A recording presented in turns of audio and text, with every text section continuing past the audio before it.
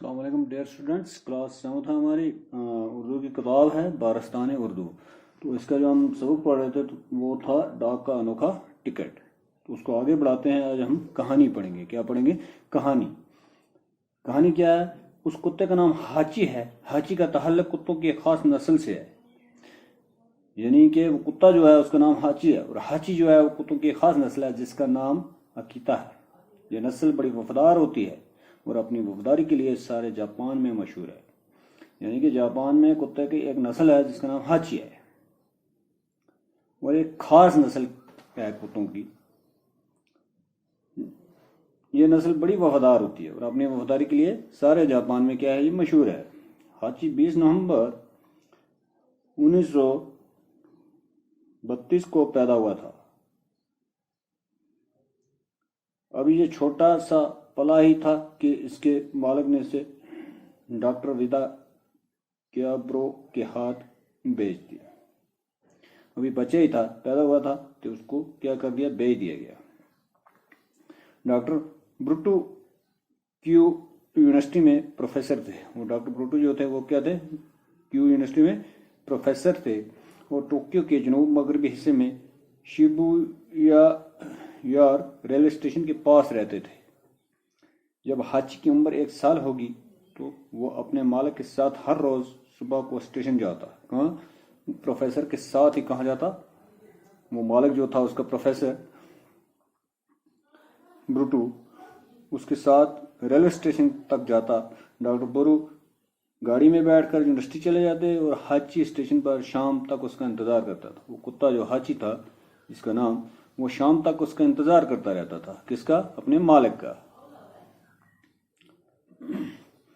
جب شام کو گاڑی آتی تو وہ اپنے مالک کا استقبال کرتا اور ان کے ساتھ گھر واپس آتا. ہاچی کا یہ روز کا معمول تھا اور اس میں کبھی فرق نہیں پڑتا. روزانہ وہ ایسے ہی کرتا تھا، کبھی وہ دیر نہیں کرتا تھا جانے میں اور آنے میں. اس کے ساتھ ہی ساتھ وہ رہتا تھا. ایک صبح جب ڈاکٹر برو گاڑی میں بیٹھ کر یونیورسٹی چلے گئے تو وہاں ان کی طبیعت خراب ہو گئی. ایک دن ایسا ہوتا ہے کہ ڈاکٹر برو بیٹھ کر یونیورسٹی میں چلے جائیں تو وہاں ان کی طبیعت خراب ہو گئی، بیمار پڑ گئے. وہ انہیں ہسپتال پہنچا دیا گیا جہاں ان کا انتقال ہو گیا اور وہیں پہ اس کی وفات ہوگی، ڈاکٹر برو کی. ہاچی اپنی عادت کے مطابق اسٹیشن پر بیٹھا رہا. اب کتا تو وہیں انتظار کرتا رہا اسٹیشن پہ بیٹھ کے کہ میرا مالک ابھی آئے گا شام کو. شام کی گاڑی سے پروفیسر نہیں آئے. وہ گاڑی تو آئی شام کو لیکن وہ پروفیسر اس میں نہیں تھے. تو وہ پریشان ہو گیا، کتا پریشان ہو گیا لیکن مایوس نہیں ہوا. وہ اسی طرح روزانہ صبح کے وقت اسٹیشن آتا اور شام کی گاڑی کے وقت تک بیٹھا انتظار کرتا رہتا اور پھر منہ لٹکائے واپس چلا جاتا. اب وہ چلا گیا واپس، لیکن دوسری صبح پھر وہ وہاں آیا اسٹیشن پر اور وہیں بیٹھا رہا. اور شام کو جب وہ گاڑی آئی تو وہاں تک بیٹھا رہا، انتظار کرتا رہا. پھر دیکھا کہ میرا مالک اس میں نہیں ہے، وہ پروفیسر اس میں نہیں ہے. تو پھر وہ کیا ہوا، منہ لٹکائے واپس گیا. کہاں گیا؟ واپس گھر.